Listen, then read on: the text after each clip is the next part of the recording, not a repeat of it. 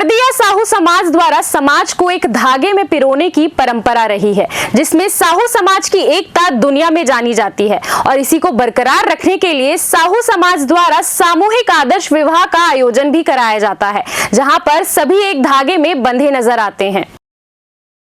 साहू समाज द्वारा आदर्श सामूहिक विवाह नई बात नहीं है। यह परंपरा वर्षों से चली आ रही है, जहां 7 फरवरी 2025 को ग्राम कंदूल में साहू समाज की भूमि में संपन्न होने जा रहा है। साहू समाज द्वारा एक रिकॉर्ड भी अपने नाम किया जा चुका है, जहां पूरे भारतवर्ष में समाज बीते 10 वर्षों में हजारों आदर्श विवाह करवा चुका है। वहीं रायपुर जिले की अगर हम बात करें तो 4000 जोड़ों की शादी अब तक हो चुकी है। वहीं पूरे प्रदेश में लगभग 10,000 जोड़ों की शादी समाज द्वारा कराई जा चुकी है। समाज में एकता और अखंडता और ऊंच नीच का भेदभाव मिटाने के लिए इस आयोजन को किया जाता है, जहाँ उपहार स्वरूप कन्या को शादी के उपहार भी समिति ही देती है।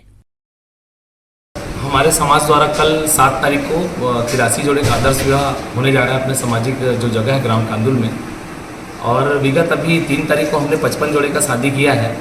तो हमारे समाज में यह एक अनुशासन हो या अनिवार्यता हो, एकरूपता के माध्यम से ही हम लोग ऊंच नीच का भेद मिटाने के लिए समाज में एक आदर्श विवाह कर रहे हैं, जिसमें हमको समय की बचत होती है, धन खर्च की भी बचत होती है और ऊंच नीच का जो भेद है समाज में, निर्धन भी वहीं पर मंडप में एक बैठ के करेगा, चाहे डॉक्टर हो इंजीनियर वहीं मंडप पे बैठ के करेगा और एक सक्षम परिवार भी वहीं पर दहेज प्रथा में भी हाँ दहेज मुक्त हम लोग करवाते हैं।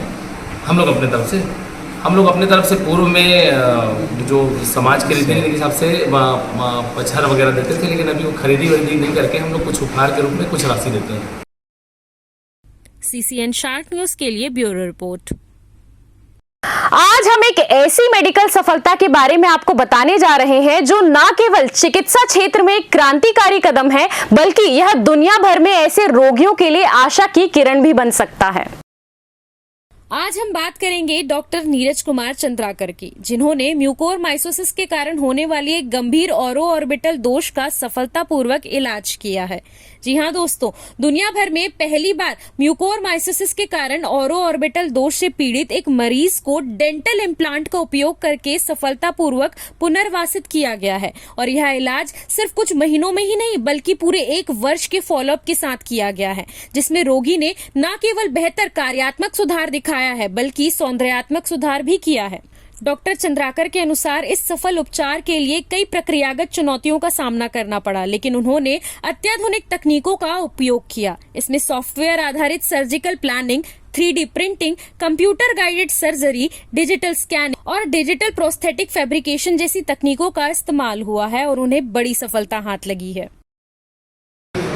यह केस विशेष इसलिए है क्योंकि यह म्यूकोरमाइकोसिस, कोविड के दौरान म्यूकोरमाइकोसिस से संक्रमित एक पेशेंट जिन्होंने अपने आँख और जबड़े के बहुमूल्य हिस्से को खो चुके थे और उसे आज की स्थिति में उपलब्ध जो सबसे उत्कृष्ट और नई टेक्नोलॉजी जो अवेलेबल है उसे वापस बनाया गया है। और सबसे खास बात या अच्छी बात यह है कि इसे रायपुर में बनाया गया है। और जितना मैंने डॉक्यूमेंट सर्च किया है लिटरेचर में या फिर ऑनलाइन सर्च किया है, शायद मोस्ट प्रॉब्ली ये वर्ल्ड का पहला केस है म्यूकोरमाइकोसिस रिलेटेड जिसमें आँख और जबड़े के हिस्से को दोनों को एक साथ हमने डेंटल इम्प्लांट व सिलिकॉन का उपयोग करते हुए वापस पुनर्निर्माण किया गया है। जी डॉक्टर साहब, ये जो कैंसर के जो मरीज हैं जिनका जबड़ा निकाल दिया जाता है, क्या उनके लिए अच्छी खबर है? या बिल्कुल, क्योंकि इस पद्धति की जो सबसे खास बात यह थी कि इसमें जो पहले की पद्धति की तुलना में काफ़ी समय लगता था और कॉस्ट ऑफ ट्रीटमेंट काफ़ी ज़्यादा लगता था, उसकी तुलना में almost half of the cost of treatment लगेगा और जो समय हमें जो काफ़ी ज़्यादा लगता था वो अब काफ़ी कम समय में इलाज संभव हो पाएगा।